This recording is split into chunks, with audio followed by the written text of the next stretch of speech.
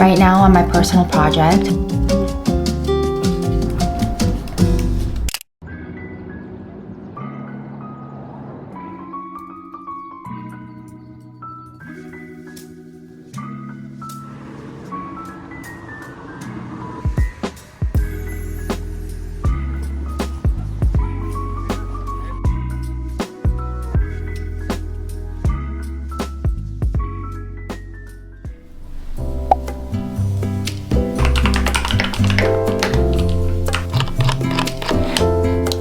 hello guys, I am just working from home today.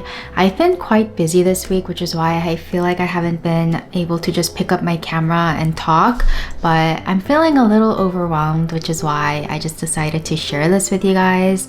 I feel like I just have a lot on my plate right now, juggling my 9 to 5, my content creation life, as well as building a food blog site for my boyfriend. And don't get me wrong, I love that I'm able to work with him on this, and it's just been a really fun process, and I'm learning a lot about web development myself, which is very fulfilling, but it's just a lot of responsibilities and like commitments, and on top of that there's like a lot of social things that I'm wanting to do. So this is me chaotically trying to manage it all. Later today, I'm going to a dinner that Matt was invited to. He's friends with like this guy who manages a new hotel that's opening up in Seattle. So we're going to a friends and family dinner. So I'm gonna wrap up work, finish up this code change that I want to do, and change, then head over and meet him in Seattle. What do you guys do when you feel overwhelmed? Because what I do is I end up canceling plans that is the most cancelable, if that makes sense. Like for example, if I were to meet up with a friend, which actually happened today, I was supposed to meet up with a friend and I had to cancel that just because I had so much going on. And I don't know, it's like those are forgiving. Like of course your friends will understand and you have like time that's freed up, but internally I'm kind of like freaking out because I feel like I just have a lot of things to do. But maybe it's like a mindset I need to change, like just prioritize whatever I'm doing at the moment. But even though I'm working and like doing all this, I'm like freaking out about the things I want to do later. Yeah.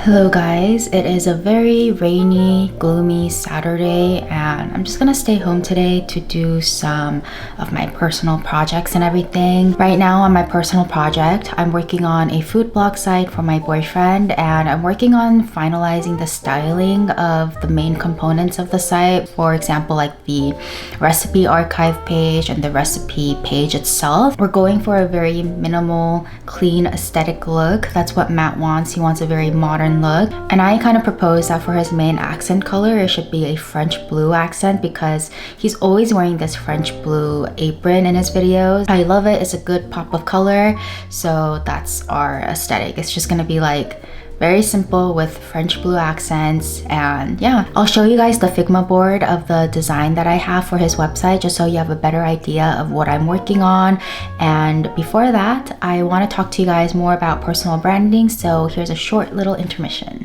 Starting your own brand sounds really exciting at first until you realize that you might need to be ordering a ton of inventory up front, not knowing if it'll sell or not, and that honestly just sounds really risky, expensive, and very overwhelming. But with Printful and Shopify, you could skip all that stress. So Printful is a print-on-demand company, meaning that your products are printed and shipped only after someone places an order. No upfront cost and no piles of unsold inventory. I actually have a few friends who use print-on-demand to sell their merch. Printful handles everything like printing, packing, and shipping shipping, even branding options like personalized messages and branded packaging. Plus, Printful has fulfillment centers across North America and Europe, so wherever your customers are across the world, they'll get their shipment very quickly. Here's how easy it is to get started. First, you choose a niche that you want to sell in. For example, say that I want to sell cute little tote bags for me to go carry around to either work or cafes or even like Pilates. Then you go to the Printful catalog and pick any of the products that you like. Then you create a design and upload this design onto the products that you choose. And lastly, you connect your Printful account to Shopify and publish your products. Printful makes it really easy for you to integrate with online shops like Shopify and Etsy, so it's super easy and seamless. Now all you have to do is market your brand and store, and Printful will just take care of everything else. If you're a creator yourself or even a business owner, I could find it really easy to start integrating and promoting your products on your social media platforms like TikTok, Instagram, or even YouTube. I just love how user-friendly Printful is, and even if you are a one-person team, it just makes it so much easier and takes less time for you to figure these things out rather than trying to find all these resources and finding a manufacturer and such. Even some of the largest brands like Coca-Cola, Spotify, and MTV use Printful for their merch, so as a small business owner or a creator, you basically get the same quality as these big name brands. If you're ready to build a sustainable brand without all the inventory headache, launch your Shopify store with Printful today. I'll leave a link below in the description box for more details, and thank you Printful for sponsoring this portion of the video. Anyway, so I had to do some food blog project scoping because I wasn't sure exactly what type of features are in a typical, very high performing food blog. So I looked at some of the major ones and I'll kind of list them out from here. But basically I noticed that all of them have these key features, which is obviously the landing page and then the single recipe page, and within the recipe page there's like a recipe card that has a quick summary of everything. And I noticed that a lot of these recipes in general, it tells a story. It's not just like listing out the ingredients and the instructions, it's has a story behind it, and obviously there's SEO optimized wording that's used as well. I do want to have a more in-depth process of how I'm developing this entire thing and how I did my research and the scope and all the tech stack I'm using. I think that'll be its own dedicated video, but this is just a little sneak peek that I wanted to show you guys because it's consuming a good portion of my time and it's something that I'm enjoying to do, and it's like a fun little side project that I'm doing for the first time. So yeah.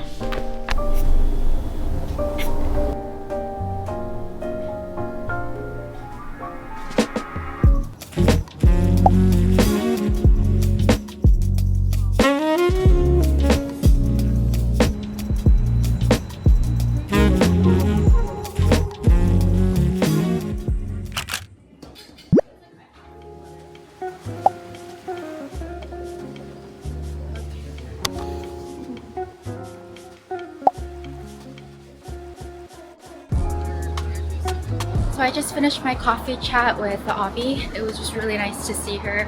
We basically connected 2 years ago, but that was our first time meeting each other in real life, even though we both live in Seattle.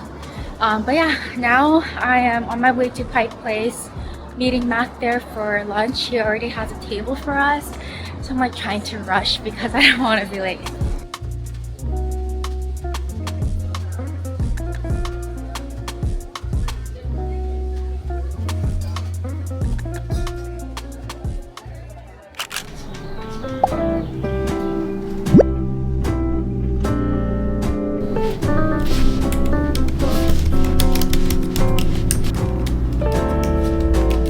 Good morning guys. I want to go into the office soon, but I started running these shadow tests that's necessary for me to do before I merge a CR. So I'm waiting for those tests to complete right now. I think this is very relevant if you work in big tech. I think you'll understand, but any change you make just requires so many approvals, so many testing, and just a lot of back and forths with teams that your change may impact. So there's just a lot, especially if your product impacts multiple platforms or a lot of business logic. It's just a process to get it merged and approved, even though the change might just be a very simple change. Let me know if this is relevant to smaller companies as well, but at least for Amazon, this is very necessary, and I think it's very team dependent as well. But yeah, I think most teams at Amazon are big enough that you would require so many of these like testing and requirements before you publish the CR. So